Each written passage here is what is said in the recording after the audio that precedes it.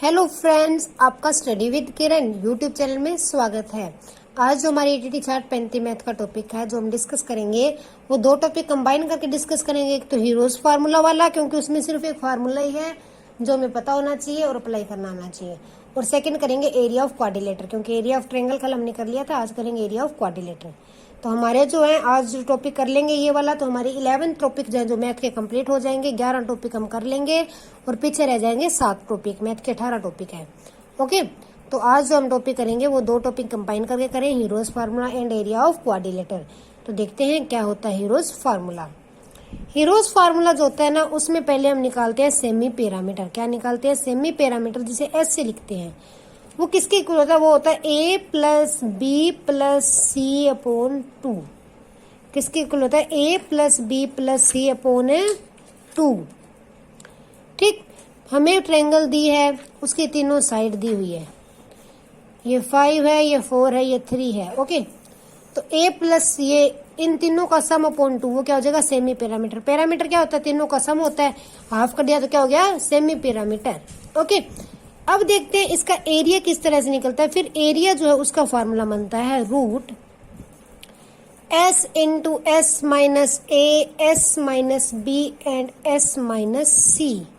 इस तरह से ये फॉर्मूला बनता है s into s minus a, s minus b and s minus c, कि जो सेमी पैरामीटर है उसके अंदर उसको मल्टीप्लाई करना है इन तीनों से और उसका रूट कर देना है। एग्जाम में हमें इससे से डायरेक्ट क्वेश्चन नहीं पूछेंगे, क्वेश्चन पूछेंगे तो हमें फॉर एग्जांपल कह देंगे कि आपकी जो है एक ट्रायंगल है, उसका पेरीमीटर दिया हुआ है हमें 144, उसकी दो साइड भी दी हुई है, तीनों साइड नहीं दी। एक मान लो 52 दी है, एक 32 दी हुई है। आप इसका एरिया निकालो। तो हम क्या करेंगे? पहले तो हम तीसरी साइड पता करेंगे। तीसरी साइड कैसे पता करेंगे? हमें पता है पैरामीटर क्या होता है, तीनों साइड का सम होता है, ये होता है ना। तो ये आ जाएगा 144 माइनस इनको ऐड करेंगे 84। तो साइड के आगे मेरे पास तीसरी 60। अब मेरे पास तीनों साइड है तो मैं अपना फॉर्मूला लगा के एरिया निकाल लूंगी। देखो कैसे, यहाँ पे थोड़ा लिख देती हूँ। अब देखो सेमी पैरामीटर क्या आएगा? 144 अपॉन 2 किया, कितना आया? 72। ये बनेगा 72 इंटू 72 माइनस 52 करेंगे 20। 72 माइनस 32 करेंगे, कितना आएगा? 40 इंटू 72 माइनस 60 करेंगे 12। जब इनको हम सोल्व करेंगे तो ये हमारा कुछ बनेगा, इसको रूट से हम बाहर निकाल लेंगे बाद में सोल्व करके। इनके फैक्टर बना के, जैसे 20 के फैक्टर बना लिए 40 के, उनको बाहर निकाल लेंगे। इनका जो है रूट से बाहर निकालेंगे। कैसे निकालेंगे? ये देखो इस तरह से, मैं आपको यहाँ पे बताती हूँ। वेट, देखो 72 को किस तरह से लिख सकते हैं? बड़े बड़े फैक्टर बनाती हूँ। मुझे 4 दिख रहा है ना, प्राइम फैक्टराइजेशन करूंगी, टाइम लगेगा। 2 2 जा 4, 2 जा 8, 2 जा 16। ये कितने 4 से होता है?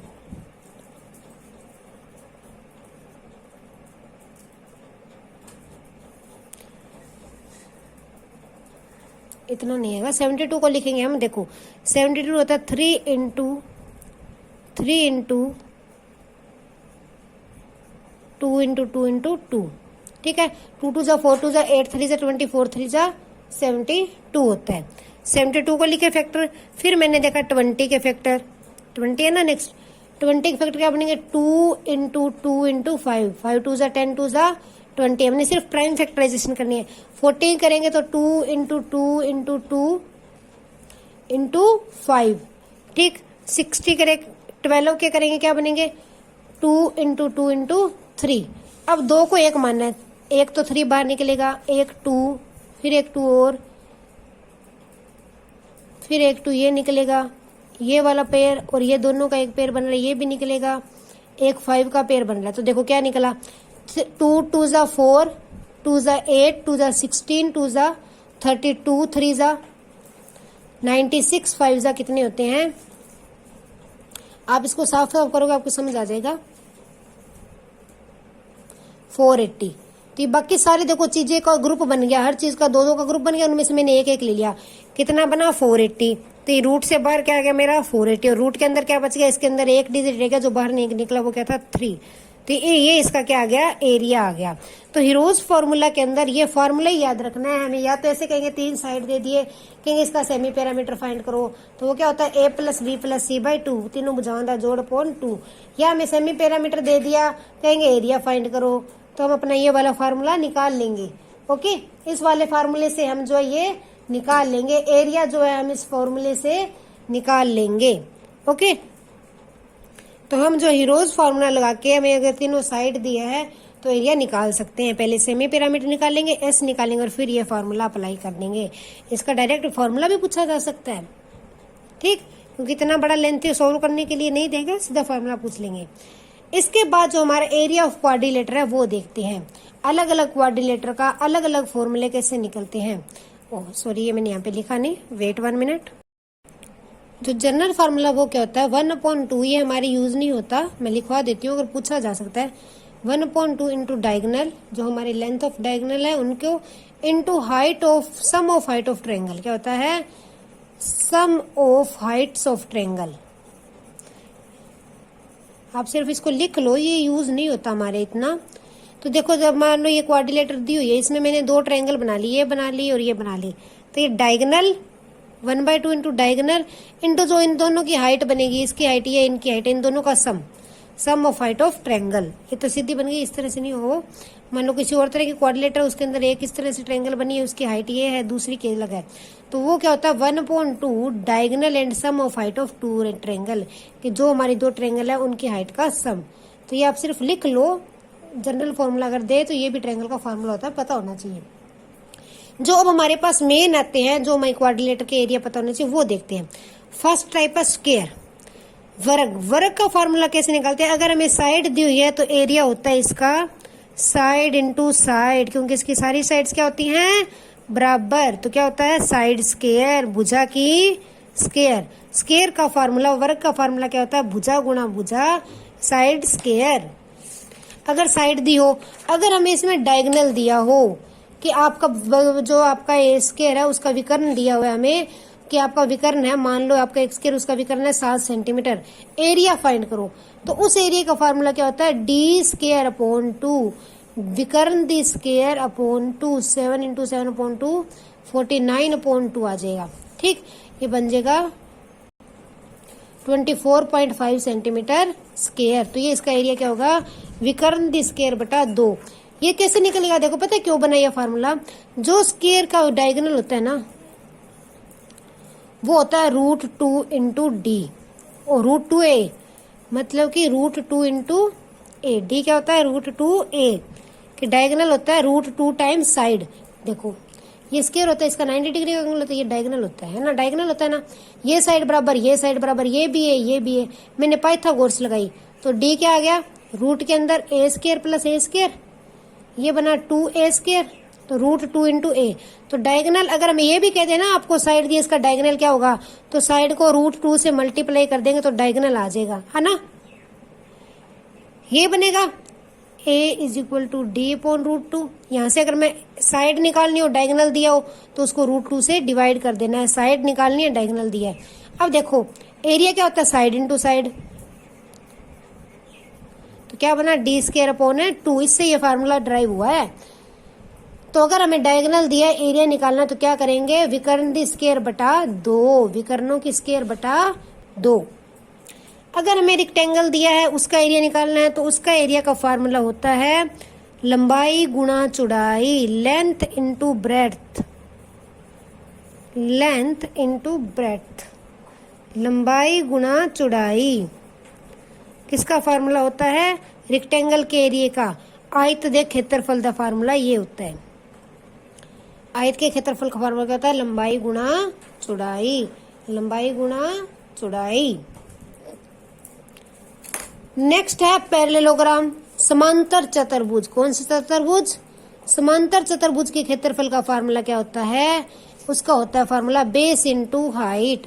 अगर हमें बेस और हाइट दी हुई है, ये हाइट नहीं लेनी, अगर हमें कह दी ये समांतर चतुर्भुज हो, एक मिनट, ये समांतर चतुर्भुज बना दी, ये कहते हैं कि ये साइड 4 है, ये 5 है, तो हम ये हाइट नहीं लेंगे। हाइट इसका जो यहाँ पे परपेंडिकुलर बनाएंगे हम, एक ये परपेंडिकुलर बना लिया, वो इसकी हाइट होगी।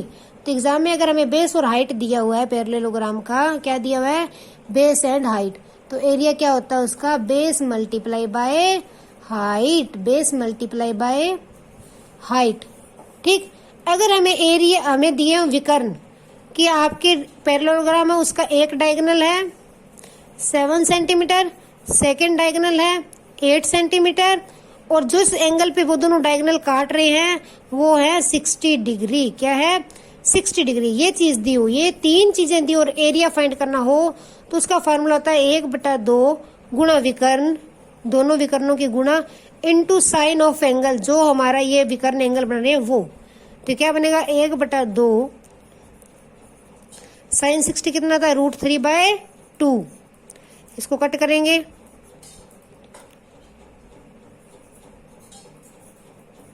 ₹14, तो ये क्या आ गया, 14√3 सेंटीमीटर स्क्वायर। ठीक, अगर हमें समांतर चतुर्भुज के विकर्ण और जो वो किस एंगल पे काटते हैं वो चीज दी हुई है तो उसका क्षेत्रफल कैसे निकलता है, 1/2 गुणा विकर्ण गुणा इनटू साइन ऑफ उनका एंगल, जो उनके बीच में एंगल बन रहा है वो। ओके,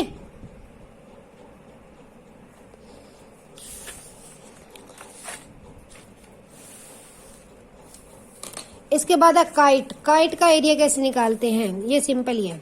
काइट के हमें दोनों विकर्ण दिए हुए, तो एरिया क्या होगा, हाफ इंटू विकर्णादि गुणा विकर्णादि गुणा। तो में काइट का फॉर्मूला निकालना है, काइट का एरिया निकालना है, तो क्या होगा 1/2 इंटू विकर्णादि गुणा, कि विकर्णों को आपस में मल्टीप्लाई कर देना है।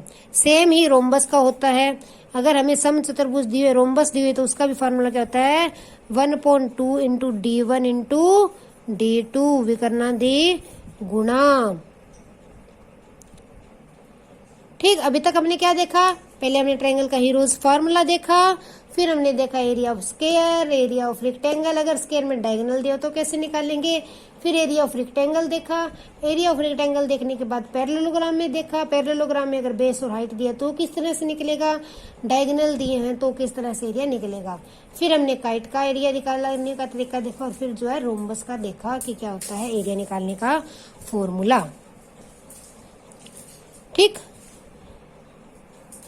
अब देखते हैं ट्रेपीजियम। ट्रेपीजियम में एरिया किस तरह से निकाला जाता है, ट्रेपीजियम में होता है एरिया का formula 1/2 into sum of parallel side. मान लो ये ट्रेपीजियम है, तो इसकी ये पैरेलल साइड 4 है, ये 7 है, तो 1/2 सम ऑफ पैरेलल साइड कितना बनेगा, 7 और 4 है 11, इंटू हाइट, हाइट जो इसकी हाइट यहाँ दी होगी इस तरह से, मान लो ये 3 है तो इंटू 3, तो इस तरह से जो है इसका एरिया निकलेगा ट्रेपीजियम का 1/2 sum of parallel side, parallel side समांतर भुजाओं का जोड़, इन दोनों का जोड़, मल्टीप्लाई बाय ऊंचाई जो इसकी हाइट दिया है।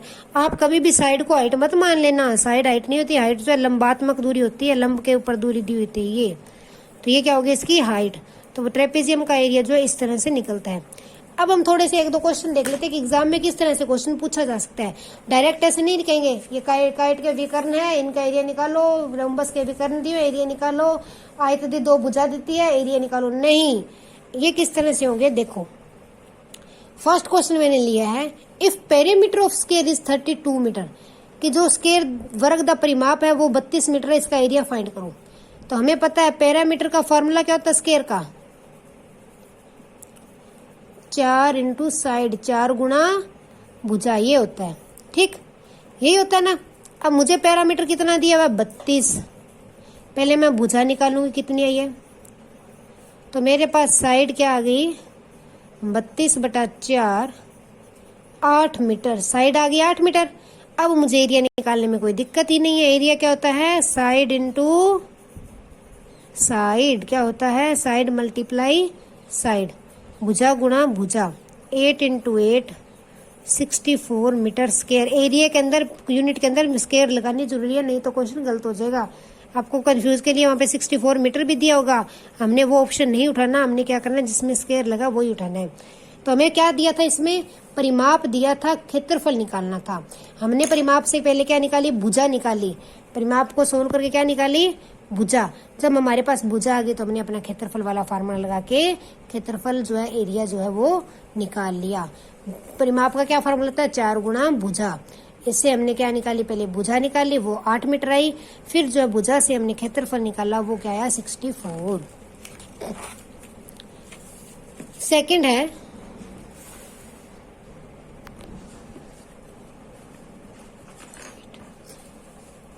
पेरीमीटर ऑफ 2 स्क्वायर इज, 2 अलग अलग स्क्वायर का। मान लो पहले स्क्वायर का पेरीमीटर है, परिमाप दिया हुआ है 28 सेंटीमीटर। कितना दिया है उन्होंने, 28 दिया। ओके, और दूसरे का दिया है 36। S2 का कितना दिया है मुझे, 36 सेंटीमीटर। जो दूसरा है उसका परिमाप मुझे दिया है, पेरीमीटर जो दिया है वो दिया है 36 सेंटीमीटर। अब क्या है, find area of the third square, किसी तीसरे स्क्वायर का एरिया फाइंड करना है। अब घबरा मत जाना कि ये क्या पूछ लिया, हमें तो पता ही नहीं, तीसरे का कुछ दिया ही नहीं। तो हम देखेंगे अब कि क्या कह रहा है। फिर वो क्या कह रहा है, whose area is sum of parameter, जिसका एरिया इन दोनों के पैरामीटर के सम के बराबर है। उसका एरिया क्या दिया हुआ है, इन दोनों का जो सम बनता है उसके बराबर है उसका एरिया। तो देखो S1 प्लस S2 कितना बनेगा, 64 बन गया ना ये। तो ये क्या कह रहा है, थर्ड का एरिया ऑफ, अच्छा एरिया तो फिर फाइंड हो ही क्या, थर्ड का एरिया क्या है, एरिया ऑफ S3 क्या आ गया फिर 64 सेंटीमीटर स्क्वायर। यहाँ पे ये ऐसे लिखना था, हुज एरिया नहीं लिखना था,